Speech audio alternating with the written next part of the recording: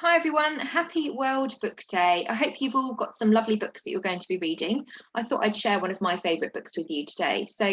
One of my favourite books is Rooftoppers by Catherine Rundell. And I came across this book a couple of years ago and I fell in love with it the first time that I read it, to the point where I read it every year actually, and try and read it to my class where possible so that they can enjoy it too. And I find the more I read it, the more I notice and the more I fall in love with it. So I just thought I'd share the first chapter or two with you now. On the morning of its first birthday, a baby was found floating in a cello case in the middle of the English Channel.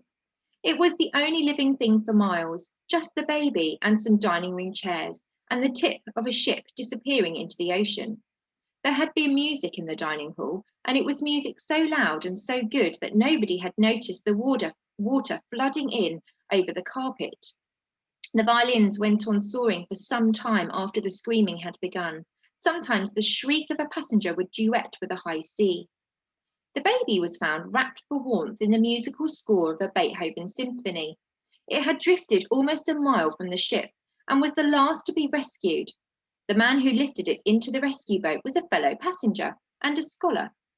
It's a scholar's job to notice things.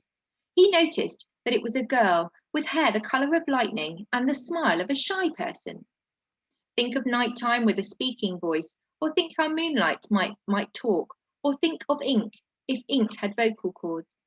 Give those things a narrow, aristocratic face with hooked eyebrows and long arms and legs, and that is what the baby saw as she was lifted out of her cello case and up into safety. His name was Charles Maxim, and he determined, as he held her in his large hands at arm's length, as he would a leaky flower pot, that he would keep her. The baby was almost certainly 1 year old. They knew this because of the red rosette pinned to her front, which read 1. Or rather, said Charles Maxim, the child is either 1 year old or she has come first in a competition. I believe babies are rarely keen participants in competitive sport. Shall we therefore assume it is the former? The girl held on to his earlobe with a grubby finger and thumb. Happy birthday, my child, he said. Charles did not only give the baby a birthday, he also gave her a name. He chose Sophie on that first day on the grounds that nobody could possibly object to it. Your day has been dramatic and extraordinary enough, child, he said. It might be best to have the most ordinary name available. You can be Mary or Betty or Sophie, or, at a stretch, Mildred. Your choice. Sophie had smiled when he had said Sophie, so Sophie it was. Then he fetched his coat and folded her up in it and took her home in a carriage.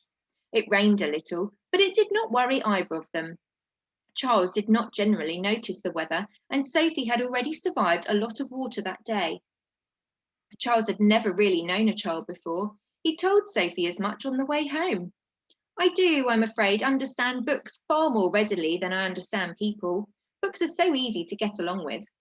The carriage ride took 4 hours. Charles held Sophie on the very edge of his knee and told her about himself as though she were an acquaintance at a tea party. He was 36 years old and 6'3". He spoke English to people and French to cats, and Latin to the birds. He had once nearly killed himself trying to read and ride a horse at the same time. But I will be more careful, he said, now that there is you, little cello child. Charles's home was beautiful, but it was not safe. It was all staircases and slippery floorboards and sharp corners.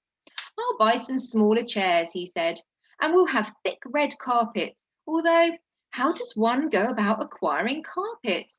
I don't suppose you know, Sophie. Unsurprisingly, Sophie did not answer. She was too young to talk, and she was asleep. She woke when they drew up in the street, smelling of trees and horse dung. Sophie loved the house at first sight. The bricks were painted with the brightest white in London and shone even in the dark. The basement was used to store the overflow of books and paintings and several brands of spiders, and the roof belonged to the birds. Charles lived in the space in between. At home, after a hot bath in front of the stove, Sophie looked very white and fragile. Charles had not known that a baby was so terrifyingly tiny a thing. She felt too small in his arms. He was almost relieved when there was a knock at the door. He laid Sophie down carefully on a chair with a Shakespearean play as a booster seat and went up the stairs two at a time. When he returned, he was accompanied by a large grey-haired woman. Hamlet was slightly damp, and Sophie was looking embarrassed. Charles scooped her up and set her down, hesitating first over an umbrella stand in the corner, and then the top of the stove, inside the sink. He smiled, and his eyebrows and eyes smiled too. "Please don't worry," he said. "We all have accidents, Sophie." Then he bowed at the woman. "Let me introduce you, Sophie. This is Miss Elliot from the National Childcare Agency. Miss Elliot, this is Sophie from the ocean." The woman sighed, an official sort of sigh. It would have sounded from Sophie's place in the sink, and frowned, and pulled clean clothes from a parcel. "Give her to me." Charles took the clothes from her. "I took this child from the sea, madam." Sophie watched with large eyes. "She has nobody to keep her safe. Whether I like it or not, she is my responsibility." "Not forever." "I beg your pardon." "The child is your ward. She is not your daughter." This was the sort of woman who spoke in italics. You would be willing to lay bets that her hobby was organising people. "This is a temporary arrangement," she said. "I beg to differ," said Charles, "but we can fight about that later. The child is cold." He handed the vest to Sophie, who sucked on it. He took it back and put it on for her. Then he hefted her in his arms as though about to guess her weight at a fair, and looked at her closely. "You see, she seems a very intelligent baby." Sophie's fingers, he saw, were long and thin and clever. "And she has hair the colour of lightning. How could you possibly resist her?" "I'll have to come round to check on her, and I really don't have the time to spare. A man can't do this kind of thing alone." "Certainly, please do come," said Charles, and he added, as if he couldn't stop himself, "if you feel that you absolutely can't stay away. I will endeavour to be grateful, but this child is my responsibility. Do you understand?" "But it's a child. You're a man." "Your powers of observation are formidable," said Charles. "You are a credit to your optician."